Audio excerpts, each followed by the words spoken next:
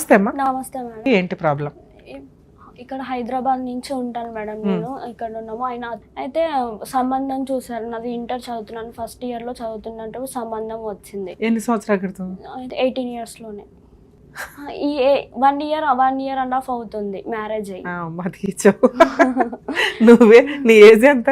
నా ఏజ్ 8, ఇప్పుడు 20 years. 1.5 year అవుతుంది మ్యారేజ్ అవ్వి. ఓకే. ఫస్ట్ ఇయర్ చదువుతున్నాను, కంప్లీట్ అయిపోయింది. సెకండ్ ఇయర్ లో వాళ్ళు సంబంధం చూడడానికి వచ్చినారు. మీ నాన్నగారు ఏం చేస్తారు? మీరు ఎంత మంది? మా నాన్న లేడు మేడం, చిన్నప్పటి నుంచి లేడు. మా మమ్మీ ఒకటే హ్యాండిక్యాప్. మా మమ్మీ ఇద్దరు, ఒక చెల్లి ఒక తమ్ముడు ఉన్నారు. 3 పిల్లలు. మీరు నువ్వే పెద్దదాన్ని? నేనే పెద్దదాన్ని. సరే, ఏదైనా పని చేసి కొంతకాలం కుటుంబాన్ని కాస్త లీడర్షిప్ తీసుకోవచ్చుగా తల్లి. చదువుకొని బాగా ఉండాలని అనుకున్నాను మేడం. అయితే మా మమ్మీకి హ్యాండిక్యాప్, హెల్త్ బాగుండదని పెళ్ళన్నా చేస్తే ఇంటికి ఒక కొడుకు లాంటి అల్లుడు వస్తాడని అనుకున్నాను. సంబంధం ఎలా వచ్చింది? అయితే మా అమ్మమ్మ వాళ్ళ రిలేటివ్స్, అన్న వాళ్ళ కొడుకు. అయితే సంబంధం వచ్చింది. అయితే నేను ఫస్ట్ చెప్పినాను పేరెంట్స్కి చేసుకోనని చెప్తే, పేరెంట్స్ చూసి వద్దాము, మంచిదైతే చేద్దాము, లేకపోతే లేదని చెప్పినారు పేరెంట్స్. పేరెంట్స్ ఎవరు? మా మమ్మీ వాళ్ళు, అమ్మ వాళ్ళు చెప్పినారు. చెప్తే అయితే ఏమైంది, వెళ్ళినారు, చూసినారు, వాళ్ళు కూడా వచ్చినారు. వచ్చినాక తర్వాత ఎంగేజ్మెంట్ అయిపోయింది. ఎంగేజ్మెంట్ అయిపోయింది. అబ్బాయి ఏం చేస్తాడు? ITI చేసినాడు, కరెంట్ డిపార్ట్మెంట్ లో బిల్లులు కొడతాడు. గవర్నమెంట్ జాబా? ప్రైవేట్ గానే, కాంట్రాక్ట్ బేస్. ఎంత శాలరీ అని చెప్పారు? 20 అని చెప్పారు. 20 అని చెప్పినారు. ఎంగేజ్మెంట్ అయిపోయింది. ఎంగేజ్మెంట్ అయిపోయినాక మేము 6 months తర్వాత మ్యారేజ్ చేస్తాము, ఇంత తొందరలో చేయమని చెప్పింది మమ్మీ. అయితే మాట వినక వాళ్ళ అన్న, ఆయన ఇద్దరు కాన్ఫిడెన్స్ కాల్లో మా అమ్మని ఇష్టం వచ్చినట్టు తిట్టినారు. అదేంటి? నువ్వు త్వరగా చేసే తిట్టినారు. నీకు చేత కాకపోతే మాకు చెప్పు, మేము చేసుకుంటామని చెప్తే వీళ్ళు ఇప్పుడే ఇలా మాట్లాడుతున్నారని మా భయపడి. అయితే ఇంకేమైంది, అక్కడికి అనుకున్నాము, వద్దు మా అమ్మ ఇప్పుడే ఇట్లా చేస్తున్నారు వీళ్ళు, తర్వాత ఇంకెట్లా చేస్తారో అని ఆగిపోయి ఎంగేజ్మెంట్ క్యాన్సిల్ చేసుకున్నాం మేడం. అయితే వాళ్ళు కింద చేత కదా, నీకు మీద చేత కదా అని మా అమ్మని ఇష్టం వచ్చినట్టు అన్నారు. ఇంకా ఇప్పుడే వీళ్ళు ఇలా మాట్లాడుతున్నారు, తర్వాత ఇంకెట్లా చేస్తారని ఎంగేజ్మెంట్ క్యాన్సిల్ చేసుకున్నాం. సూపర్. అయితే క్యాన్సిల్ చేసుకున్న తర్వాత మా మమ్మీ అమౌంట్ కూడా కట్టించింది 5,000. అంటే దండుగా తీసుకుంటారు అన్నారుగా. అయితే 5,000 అమౌంట్ కట్టేసింది. ఇంకా సైలెంట్ అయిపోయినాము. ఎదురు మీరు 5,000 కట్టారా? కట్టేసాము. అయితే కట్టేసినాక తర్వాత అబ్బాయి ఏం చేసినాడు, అందరూ వెళ్ళిపోయినారు, వాళ్ళు మా ఇంటి నుంచి వెళ్ళిపోయినారు. వెళ్ళిపోయిన తర్వాత ఏం చేసినాడు, దిల్షుక్ నగర్ లో ఉన్నాడంట. మా తాత అంటే మా రిలేషన్ వాళ్ళే. ఎవరు కట్టించారు దండుగా? మేమే కట్టించేసాం. పెద్ద మనుషులా? పెద్ద మనుషులు. ఇంకా మీ కులంలో అట్లా ఉంటదా? ఎవరు తప్పు చేసినా అవతల వాళ్ళకి కాంపెన్సేషన్ పే చేయాలి. ఇప్పుడు మేము క్యాన్సిల్ చేసుకుంటామందుకు మీరు దండుగా ఇవ్వాలి అని చెప్పినారు. ఒకవేళ వాళ్ళే క్యాన్సిల్ చేసుకుంటే మీకు ఇచ్చేవాళ్ళ? ఇచ్చేవాళ్ళం, ఏమో తెలియదు. రూల్ ప్రకారం అంతే అవుతుంది. అయితే ఇచ్చాము 5,000. కానీ ఇక్కడ రీజన్ కరెక్ట్ గా ఉంది కదమ్మా. తప్పు చేసింది వాళ్ళు, బూతులు తిట్టింది వాళ్ళు, అర్జెంట్ గా పెళ్లి చేయండి ఆ టూట్ అని. అందువల్ల కదా మీ అమ్మ ఆపింది. అయినా వాళ్ళు ఏమంటారు, చెయ్యాలి పెళ్లి అని చెప్పినారు మేడం. అయితే ఇంత తొందరలో చెయ్యలేము మేము అని చెప్పేసింది మా మమ్మీ. క్యాన్సిల్ అయిపోయింది. తను అందరు వెళ్ళిపోయినారు. అంటే పెళ్లి అప్పుడు ముందు మాట్లాడుకోలేదు, ఒక 6 నెలల దాకా చెయ్యం, ఓన్లీ ఎంగేజ్మెంట్ చేస్తాం అంటేనే కదా వాళ్ళు ముందుకు వచ్చి ఉంటారు. మరి అప్పుడు పెద్ద మనుషులు వినుంటారు కదమ్మా ఇవన్నీ. విను ఉంటున్నారు. మళ్ళీ అప్పుడు ఏం అనలేదు, అన్ని మాట్లాడుతున్నారు. మళ్ళీ కట్టించుకున్నారు. కట్టించుకున్న తర్వాత క్యాన్సిల్ అయిపోయింది, అన్నీ అయిపోయింది, ఎవరింటికి వాళ్ళు వెళ్ళిపోయినారు మేడం. అయితే అబ్బాయి ఉండి దిల్షుక్ నగర్ లో ఉన్నాడు, మా తాత వాళ్ళ ఇంటి దగ్గరికి. ఇదంతా ఎప్పుడు జరిగింది ఎంగేజ్మెంట్ క్యాన్సిలేషన్ దండకు కట్టడం? 1 year 1.5 year అవుతుంది మేడం. మ్యారేజ్ కి ముందు? మ్యారేజ్ ముందు 6 months 2-3 months. ఓకే. అయితే అబ్బాయి వెళ్ళిపోకుండా దిల్షుక్ నగర్ లో ఉన్నాడంట మేడం, నాకు తెలియదు. అయితే ఉంటే మా తాత వాళ్ళ ఇంటి దగ్గర ఉన్నాడంట. ఉంటే వాళ్ళు వచ్చి చెప్పినారు ఇట్లా ఉన్నారు. అతను కూడా మెసేజ్ చేసినారు ఫోన్లో, నేను ఇక్కడే ఉన్నాను, నిన్ను తప్ప నేను ఎవరిని చేసుకోను, అది ఇది అని చెప్పినాడు. మళ్ళా మరి ఇప్పుడే ఇట్లా చేస్తున్నారు, తర్వాత ఏంటి నా ఫ్యూచరు, ముందే మా నాన్న ఫస్ట్ నుంచి లేడు, మేము ఎంతో బాధతో కష్టాలతో పెరిగాము అని నేను చెప్పినాను. మెసేజ్ చేసినాడు. 3 days ఉన్నాడు మేడం. 3 days అక్కడనే ఉన్నారు. రా నేను పెళ్లి చేసుకుంటాను రా అంటే, నేను ఒక్కదాన్ని వస్తే రేపు నాకేముంటుంది చెప్పండి మేడం.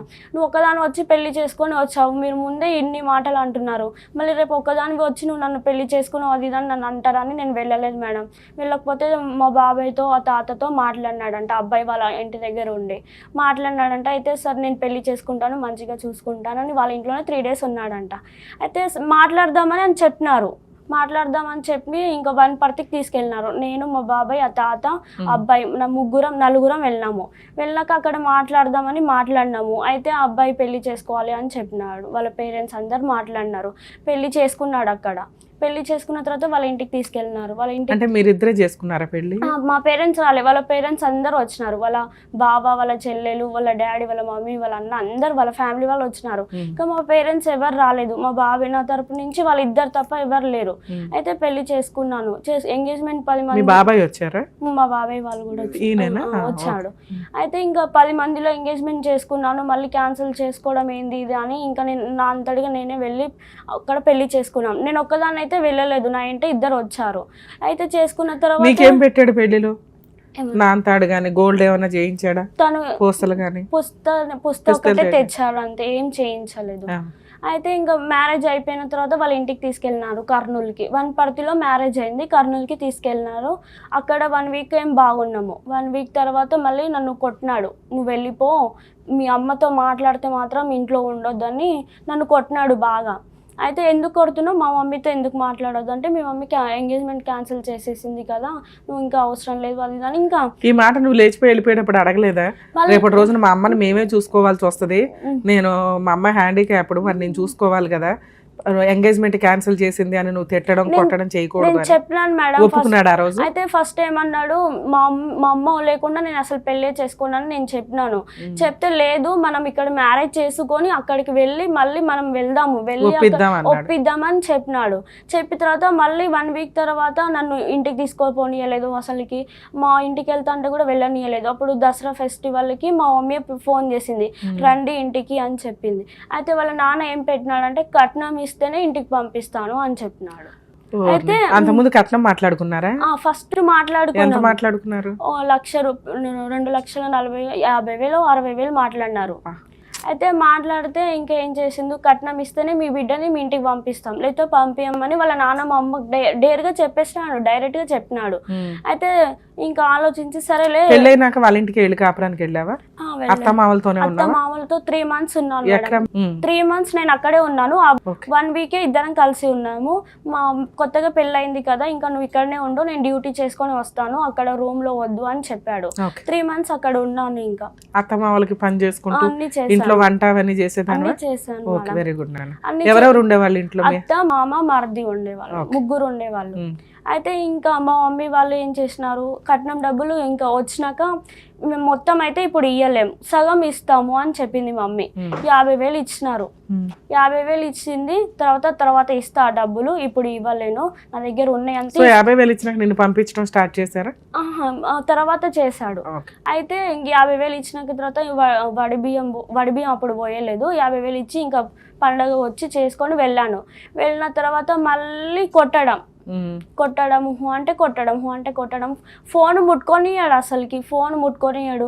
దాంట్లో మోనికా అని తనే చెప్పినాడు, మా లవరు, నేను ఫస్ట్ లవ్ చేశాను అమ్మాయిని, నన్ను ఇట్లా మోసం చేసి వెళ్ళిపోయింది అని చెప్పాడు. అయితే ఆ అమ్మాయినే చేసుకోవచ్చు కదా అంటే, తను వేరే మ్యారేజ్ చేసుకుంది, తను ఇప్పుడు నా ఇంట పడుతుంది, తను వేరే మ్యారేజ్ చేసుకొని వాడు మొగుడు కాదని డైవర్స్ ఇచ్చేసి ఇప్పుడు నన్ను మ్యారేజ్ చేసుకోమని చెప్పింది అంజలి అని చెప్పాడు మేడం. అయితే మళ్ళీ నీ ఎంట పడుతుంది, ఇప్పుడు మీరు ఇద్దరు ఎప్పుడు డైవర్స్ అయినాయి అంట? మ్యారేజ్ అయిన 1 year లోనే అయిపోయిందంట. ఫస్ట్ ఇయర్ లో వాళ్ళిద్దరే ఏడవచ్చు కదా, నీ జీవితం ఎందుకు నాశనం చేయడం? అదే చెప్తున్నాను మేడం. అయితే ఇప్పుడు నువ్వు చేసుకోవచ్చు కదా అమ్మాయిని అంటే, తను నన్ను లవ్ చేసి మోసం చేసి వెళ్ళిపోయింది, వేరే వాళ్ళతో ఉన్న తర్వాత నా దగ్గరికి వస్తే నేను ఎట్లా యాక్సెప్ట్ చేస్తాను అని చెప్పాడు మేడం. అయితే మళ్ళీ ఇప్పుడు ఎందుకు ఫోన్లు చాటింగ్లు చేసుకుంటున్నారు అని మీరు అని నేను అడిగాను. అయితే లేదు, తను నా ఎంట పడుతుంది అని చెప్తే, నీ ఎంట పడితే వాళ్ళ పేరెంట్స్ కి చెప్పు, తనకు చెప్పాలి. 3 months ఉన్నావు మీ అత్తమామలతో, తర్వాత తెలియదు. 3 months అక్కడ బాగానే ఉన్నావు, తర్వాత బయటికి ఎట్లా వచ్చారు? బయటికి ఎట్లా వచ్చినామంటే, రూమ్ అయిన బ్యాచులర్ గా కర్నూలులో ఉండేది మేడం. కర్నూలులో ఉంటే ఏమైంది, నువ్వు రాకు అంజలి, నేను డ్యూటీ నుంచి 1 month 6 days తనకి డ్యూటీ. 6 తర్వాత ఇంకా ఇంటికి వస్తాడు, ఊరికి వస్తాడు. నేను ఇక్కడ నుంచి వెళ్ళి వస్తానని చెప్పాడు. అయితే ఇప్పుడు 3 months అయిపోయింది, అక్కడికి తీసుకెళ్తా అని అంటాడు, మళ్ళీ తీసుకొని వెళ్ళాడు. అయితే నేను గొడవ పడినా మా అత్త మామలతో, ఏంది ఇప్పుడు నన్ను 3 months అని చెప్పారు కదా, మళ్ళీ ఆయన అక్కడ ఉండడం ఏంది, నేను ఇక్కడ ఉండడం ఏంది, నేను వెళ్తే అక్కడనే ఉంటా, లేకపోతే నేను ఉండను అని చెప్పాను మేడం. అయితే ఇంకా గొడవ పడి తీసుకెళ్ళినాడు. అక్కడ ఎంతకాలం ఉన్నారు? అక్కడనే ఇంకా 1 year వరకు అక్కడనే ఉన్నాం, రూమ్ లో ఉన్నాం. అతని జాబ్ కి దగ్గరలో దగ్గరలో ఉన్నాం రూమ్ లో. ఇంకా నువ్వే లేచి వంట చేయడం, ఇల్లు శుభ్రం, మీ ఆయన కోసం అన్ని. సో మీ ఇద్దరికి ప్రైవసీ టైం కూడా దొరికింది. ప్రెగ్నెన్సీ గానీ పిల్లలు గానీ ఏమన్నా ఉన్నారా? ఓకే, తర్వాత ఏమైంది? అయితే అక్కడ రూమ్ లో ఉన్నాం 1 year వరకు ఉన్నాము. తను బ్యాచులర్ రూమ్ లోనే ఉన్నాము, రూమ్ కూడా ఏం షిఫ్ట్ చేయలేదు, చిన్న రూమ్ లోనే ఉన్నాము. అయితే నా దగ్గర డబ్బులు లేవు, అడ్జస్ట్మెంట్ అయినాక మనం పెద్ద రూమ్ తీసుకొని ఉందామని చెప్పాడు. దానికి కూడా ఓకే సరేలే అని చెప్పాను మేడం. ఇంకా అంటే బర్త్డేకి మా అమ్మమ్మ వాళ్ళు పిలిచారు మేడం. అయితే పిలిస్తే నేను వచ్చాను. బర్త్డేకి పంపించమంటే మా అమ్మ నాన్నని అడిగి వెళ్ళు, నువ్వు నన్ను ఏది అడగొద్దు, మీ ఊరికి వెళ్ళే విషయం అయితే మా తల్లిదండ్రులను అడిగి వెళ్ళు అని చెప్పేటోడు. వాళ్ళని అడిగితే ఏమో అమ్మ పోతే పో, లేకపోతే నీ ఇష్టము, ఆయన ఏం చెప్తాడో అదే చేయాలి, ఈయన వాళ్ళ మీద ఆయన వాళ్ళేమో ఈయన మీద నూకేస్తారు. అయితే ఇంక నేను మీరు చెప్పండి ఏదో ఒకటి, నేను పోవాలా వద్దా ఏదో ఒకటి చెప్పండి అంటే వెళ్ళమని చెప్పినారు. అయితే వెళ్ళిరు. నేను ఒకదాన్నే పంపించాను నన్ను హైదరాబాద్ కి. పంపిస్తే ఇంకా మా అమ్మమ్మ వెళ్ళి పెట్టేసి వస్తాను అని తీసుకువెళ్ళింది మేడం. తీసుకువెళ్తే అక్కడ నన్ను బజ్జీలు తినలేదని నన్ను కొట్టినాడు. అంటే చిన్నదానికి కొడతాడు.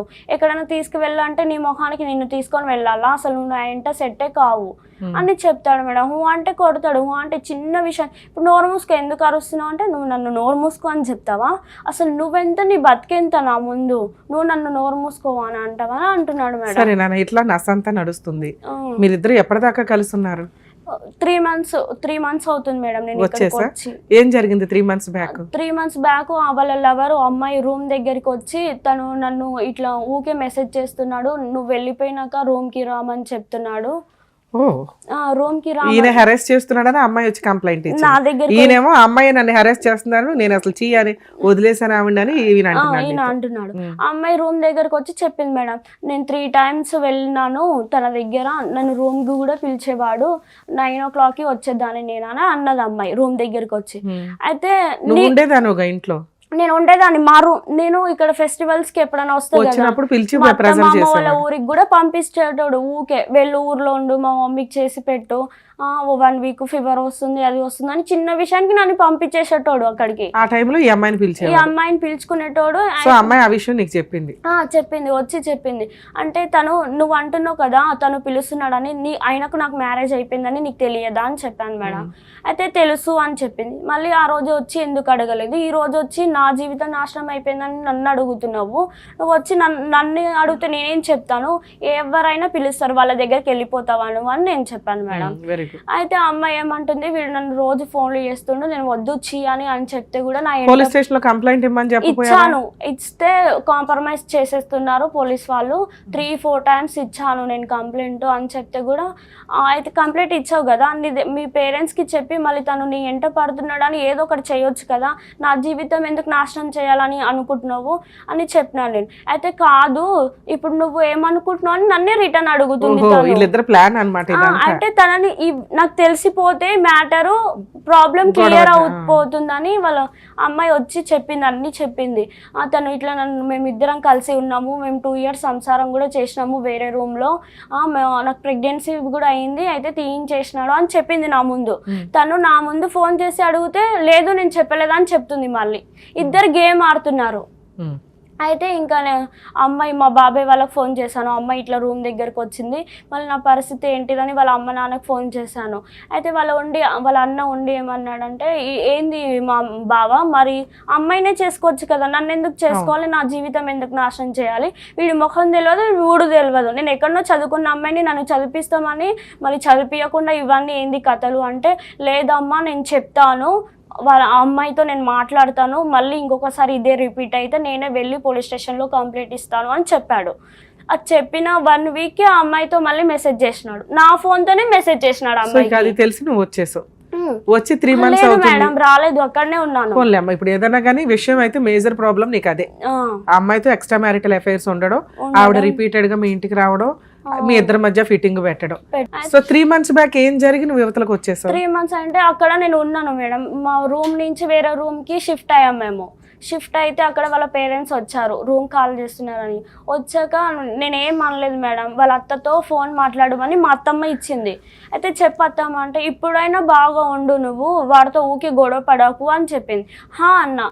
అయితే ఆయన వచ్చి బయట నుంచి ఊరుకొచ్చి అత్తమ్మ వాళ్ళ అమ్మ కుంటిది పద్ధతి నేర్పియలేదు, ఇది కూడా అట్లనే మాట్లాడుతుంది అమ్మా అని అత్తమ్మ అని చెప్తున్నాడు. అమ్మని బూతులు తిట్టేసరికి నీకు కోపం వచ్చింది. అయితే నువ్వు మా అమ్మని ఎందుకు తిడతావు, అసలు నువ్వు ఎవడు మా అమ్మని తిట్టడానికి, మహా అంటే నన్ను అనాలి, నేను ఏమన్నాని నువ్వు నన్ను మా అమ్మని తిట్టినావు అని నేను అన్నా. దానికి నాకు వచ్చి ఇంకా ఇష్టం వచ్చినట్టు కొట్టినాడు. అసలు ఏంది, నేను వచ్చినప్పటి నుంచి నాకు ప్రశాంతం లేదు, ఏంటి నా జీవితం ఇలా అయిపోయింది అసలు, కానీ నేను బాగా కొట్టుకొని ఏడుస్తున్నాను. అయితే మా అత్త ఉండి ఏం మూసుకున్నావు, ఏం అరుస్తావు అని నన్ను కొట్టడానికి వస్తుంది మా అత్త. అసలు మీరెవరు నన్ను కొట్టడానికి? ఆవిడ ఎప్పుడు వచ్చింది ఇంటికి? రూమ్ కాల్ చేస్తున్నామని వచ్చింది. అక్కడ 3 days ఉన్నారు. 3 days తర్వాత గొడవ అయింది. అయితే మా అత్త నన్ను కొట్టడానికి వచ్చింది. అసలు ఏంది, మా తల్లిదండ్రులను ఫోన్ చేస్తాను, పిలుస్తాను, ఇదేంటిది పంచాది, ఊకే నాకు టార్చర్ అయిపోయింది అని మా వాళ్ళకి ఫోన్ చేశాను. అమ్మకి ఫోన్ చేస్తే మా అమ్మ ఏమన్నది, నువ్వు ఇక్కడికి రా మాట్లాడదాం, వాళ్ళ పంచాది ఏంటిదని ఫ్రస్ట్రేషన్లో మా అమ్మ నువ్వు ఇక్కడికి రా అని మా హస్బెండ్ని తిట్టింది మేడం. తిడితే తను ఏమన్నాడు, వాళ్ళ పేరెంట్స్ ఏమన్నారు, మీ పేరెంట్స్ని పిలువు అంటే మా పేరెంట్స్ రారు, మనమే అక్కడికి వెళ్దాం పండి మాట్లాడదాం అంటే మేము ఎందుకు వస్తామని చెప్పినారు. అయితే మ్యారేజ్ ఎక్కడ చేసినారో అక్కడికే వెళ్ళి మాట్లాడదాం పండి అని చెప్పినారు. వచ్చినారు. అక్కడికి వెళ్ళిన తర్వాత వాళ్ళ అత్త, వాళ్ళ అమ్మ, మా బావ అందరు ఇంకా నన్ను తిట్టడమే, నువ్వు సంసారం చేసే దానివి కావు, నువ్వు అది ఇది అని చాలా బూతులు తిట్టినారు. రిస్క్ వచ్చి రోడ్డు మీద వెళ్ళి నించున్నా. అయితే ఇక్కడికి రా అని మా హస్బెండ్ గుంజుకోవడం వచ్చిండు. అయితే కుక్కల్లాగా మొత్తుకుంటున్నారు, నేను ఏం వచ్చి మాట్లాడాలి, ఏం చెప్పాలి అసలుకి అని అంటే, మా వాళ్ళని కుక్కలు అంటావని నన్ను ఫుల్ కొట్టినాడు. మళ్ళీ కొట్టినాడు. పోలీస్ స్టేషన్ కంప్లైంట్ అయితే మళ్ళీ అక్కడ కొట్టినాడు, బాగా కొట్టినాడు నన్ను. అసలు ఆగలేక మా వాళ్ళు ఎవరు లేరు. అయితే నేను పోలీస్ స్టేషన్ కి కంప్లైంట్ చేశాను మేడం. అయితే సార్ వచ్చినారు, కాల్ చేసినాను. వచ్చినాక అడ్రస్ నాకు తెలియదు, వాళ్ళ అత్తమ్మతోనే చేయించినాను, నాకు తెలియదు ఎవరో అని చెప్పి అట్లా చేయించినాను. పోలీస్ వాళ్ళు వచ్చినాక వాళ్ళ బావ కాంప్రమైజ్ చేసి పంపించేసినాడు, ఫ్యామిలీ మ్యాటర్ మాట్లాడదాం అని చెప్పి. నెక్స్ట్ డే మా పేరెంట్స్ వచ్చినాడు, మా బాబాయ్ ఆ తాత ఇద్దరం వచ్చినారు. చూడు నన్ను బాగా కొట్టినారు, ఇట్లా చేసినారు అంటే మా అత్తమ్మ ఉండి వచ్చినారు, నించుసరికి లోపల నుంచి వచ్చి ఇది పోలీసు వాళ్ళని ఫోన్ చేసింది, వీడు ఉంచుకుందా, వాళ్ళ దగ్గర పోతుందా అసలుకి అని అంటుంది. అయితే అట్లా అనగానే అసలు నువ్వెవరు, అవును పోతున్నాను, ఇప్పుడు ఫైనల్ గా ఏంటో చెప్పు. అయితే అట్లా తిట్టంగానే నన్ను కొట్టింది మేడం బాగా. అత్తగారు కూడా కొట్టింది, అత్తమ్మ కొట్టింది, అందరి ముందు కొట్టింది చాలా. కొట్టేసరికి ఇంకా నాకు ఆగలేక నేను వచ్చేసాను. అసలు ఏంటి, నేను వచ్చి 3 months అయింది కదా. 3 months ఈ 3 months లో ఏమన్నా పెద్ద మనుషులు పంచాయతీలు గానీ పోలీస్ స్టేషన్ లో కంప్లైంట్ ఇచ్చాను మేడం, మహిళా మండల్లో. ఇక్కడికి కౌన్సిలింగ్ కి రామని అంటే తను 5 సార్లు కాలు మొక్కి పిలుచుకొని వచ్చినాను మేడం, ఇప్పుడు నేను రాను, నాకు అవసరం ఈ అమ్మాయి అంటున్నాడా, రాను నేను ఇప్పుడు అని చెప్తున్నాడు. వస్తే ఆ అమ్మాయే రావాలి, తను వెళ్ళిపోయింది, తనే రావాలి, నేను మాత్రం రాను, కేసు పెట్టుకుంటే పెట్టుకోండి. కేసు పెట్టారా? పెట్టలేదు. అయితే కేసు పెట్టలేదు మేడం. ఇక్కడికి ఎందుకు వచ్చారు? అయితే ఇక్కడ సుమన్ టీవీ చూసాము, అక్కడన్నా కొంచెం ఏమైనా జరుగుతుంది, ఏం కావాలి నీకు? తనతో ఉండాలని అనుకుంటున్నాను మేడం. పిలుస్తున్నాడు, వెళ్ళిపోవచ్చుగా. అక్కడికి వెళ్తే తను ఉండేది తెలియదు, చంపేది తెలియదు. సో భర్త కావాలి, మారిన భర్త కావాలి. అవేంటి ఫొటోస్? తన దగ్గర ఫొటోస్ కాదు మేడం, తను అమ్మాయితో చాట్ చేయడం. చూపించండి అమ్మా. వాళ్ళ చెల్లెలు కూడా హెల్ప్ చేస్తుంది మేడం, వాళ్ళ మరదలు, వాళ్ళ చెల్లెలు. నేను ఇక్కడికి వచ్చాక అమ్మాయి వెళ్ళిపోయింది, ఇప్పుడు మ్యారేజ్ చేసుకొని హ్యాపీగా ఉండొచ్చు కదా వదిన అని వాళ్ళ చెల్లెలు మెసేజ్ చేస్తుంది, అమ్మాయికి చేస్తుంది. వాళ్ళ మరదలు కూడా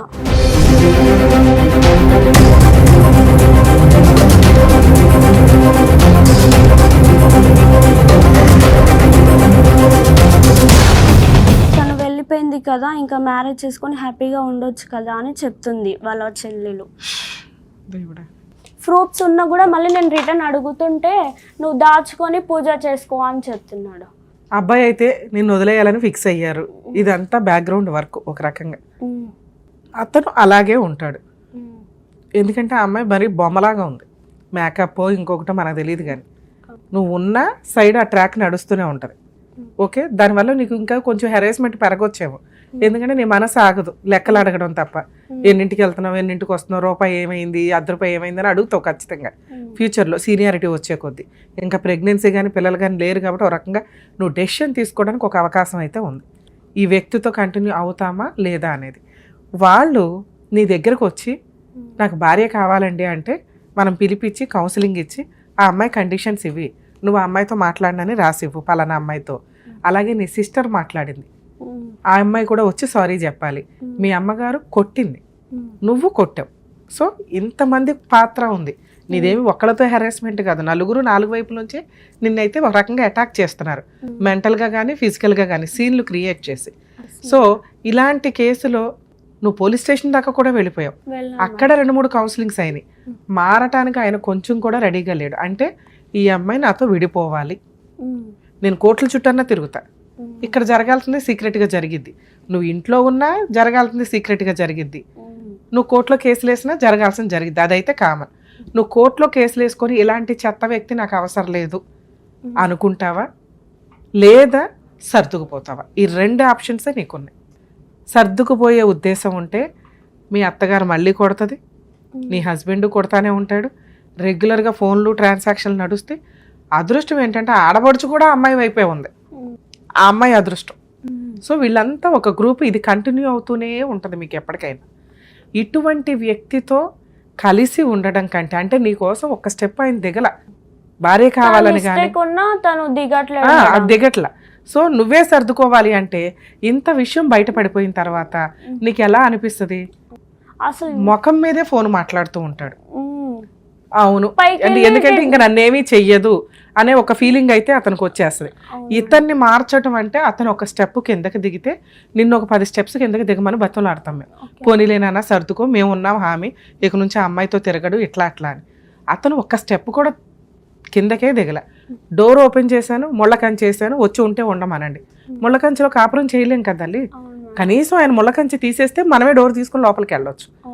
డోరు క్లోజ్ చేసి ఉంచాడు, ముళ్ళకంచె ఉంది, కావాలంటే ఆవిడ డోర్ తీసుకుని వెళ్ళమనండి అంటున్నాడు. ఇది వర్కౌట్ అయ్యే కేసు కాదు, అర్థమవుతుందా? సో ఈ టైము సెటిల్మెంట్ కరెక్ట్ కాదు. నువ్వు డైవర్స్ ఇవ్వకుండా అతనికి అంత ఈజీగా డైవర్స్ రావు. నీ హక్కుల కోసం నువ్వు కొంతకాలం అయితే పోరాడు. పోలీస్ స్టేషన్ కేసు నీకు ఆల్రెడీ ఐడియా వచ్చింది, పోలీస్ స్టేషన్కి వెళ్ళావు, కంప్లైంట్ ఫైల్ చేసావు, పెట్టే ఎఫ్ఐఆర్ చేసి పడే. ఎంత పర్ఫెక్ట్గా జరిగావంటే నిన్నెవరో కూడా ఇలా చెయ్యి ఇలా రాయి అని చెప్పవసరలా. పర్ఫెక్ట్గా నీకు జరుగుతున్న క్రుయాలిటీ అంతా కూడా టక్క టక్క టక్క టక్క గ్యాప్ లేకుండా చెప్పుకుంటూ వెళ్తున్నావు, ఎందుకంటే నువ్వు ఫేస్ చేసావు కాబట్టి. అవును మేడం. సో ఆడబడుచు ఏం చిన్నులు చేస్తుందో నీ దగ్గర ఎవిడెన్స్ ఉంది. యాక్చువల్గా ఆడబడుచు పేర్లో కొన్ని కేసుల్లో ఇంక్లూడ్ అవుతాయి, అవ్వవు, కానీ ఈ కేసులో అవుతుంది, ఎందుకంటే ప్రాపర్ ఎవిడెన్స్. ఆ అమ్మాయి వాళ్ళిద్దరూ మాట్లాడుకోవడం, మా అన్నయ్యని చేసేసుకో, ఇది వెళ్ళిపోయిందిగా, ఈ చిల్లర పంచాయతీ అక్కడ నడిచింది. వాళ్ళ మరదలు కూడా ఉంది. అత్తగారు నీ దగ్గర ఉన్న ఎవిడెన్స్ ఉన్న వ్యక్తులందరి మీద 498 కంప్లైంట్ స్ట్రాంగ్ గా ఫైల్ చేయి. ఓకే, ఇదొక ఆప్షన్. తర్వాత సఖీ సెంటర్కి వెళ్ళి డొమెస్టిక్ వైలెన్స్ కేసు ఫైల్ చేయి, అందులోనూ వీళ్ళందరి పేర్లు పెట్టు. ఓకే, అలాగే ఎవరెవరు ఎంతెంత హింసించారో క్లియర్గా, ఎలా కొట్టారు, ఏ సందర్భంలో కొట్టారు, ఎంత హింసించారు అనేది. 3వ ఆప్షన్, అందులో మంత్లీ మెయింటెనెన్స్ అడుగు. తిరగని దీన్ని ఒక 2 years 1 year కోర్టుల చుట్టూ తిరగని ఇతన్ని. తిరిగిన తర్వాత మళ్ళీ మీకు కోర్టులో జడ్జెస్ దగ్గర కౌన్సిలింగ్స్ ఉంటాయి, ఆ స్టేజ్కి ఏమన్నా మాట్లాడతాడేమో చూడు, లేదా నీ ఇష్టం తల్లి, నీ ఓపిక, ఎన్ని సంవత్సరాలన్నా లీగల్గా ఫైట్ చేయొచ్చు. ఇట్లాంటి వ్యక్తి మారట్లేదు, మారిన వ్యక్తికి నువ్వు ఎంతకాలం ఫైట్ చేసినా వేస్టే. అనుకున్న రోజున నీకు ఏమైనా ఫుల్ అండ్ ఫైనల్ సెటిల్మెంట్ ఏదన్నా అయితే ఒక్క ఆప్షన్గా తీసేసుకుని మ్యూచువల్కి వెళ్ళు. లేదు మారాను అంటే లోక్ అదాలత్లో, అక్కడ మీకు కౌన్సిలింగ్ అనేది లోక్ అదాలత్లో జరుగుతాయి కేసులు నడుస్తున్నప్పుడు, అందులో ఈచ్ కండిషన్ రాయించుకో. ఇక నుంచి జాగ్రత్తగా చూసుకుంటాను, ఫలానా అమ్మాయితో అక్రమ సంబంధాలు పెట్టుకోను, మా అమ్మ కానీ మా సిస్టర్లు కానీ ఎవరన్నా కొడితే నేనే ఆపుతాను, అసలు కొట్టనివ్వకుండా చూసుకుంటాను, నేను కూడా ఈ అమ్మాయిని బూతులు తిట్టడం కానీ ఇవి కానీ చెయ్యం. ఇవన్నీ చేయడానికి ముందు మీ అమ్మగారికి వచ్చి ఒక సారీ చెప్పాలి తల్లి, ఎందుకంటే ఆవిడ్ని తిట్టకూడని విధంగా తిట్టేశాడు. అవును తల్లి, అట్లా తిట్టడం అంటే రేపటి రోజున అత్తగారు భోజనాలు పెడితే అల్లుడు వచ్చి కూర్చొని తినలేడు, ఆ సీనే కట్ అయిపోయింది. ఎందుకంటే అంత బూతులు జారిపోతే ఏ అత్త పిలిచి భోజనం పెడుతుంది, ఈయన ఏ గౌరవంతో ఇల్లు కూర్చొని తింటాడు, అర్థమవుతుందా? సో ఇట్లాంటి ఒక సిచ్యుయేషన్ క్రియేట్ అయిపోయింది ఆల్రెడీ. నువ్వు ఒకసారి పెళ్ళయింది, ఒకడే భర్త, మా ఇంట్లో ఇట్లా కష్టాలు ఉన్నాయి, నేనే సర్దుకుందాం అనుకుంటే నీ నెత్తి మీద ఎక్కి నాట్యం చేస్తారు.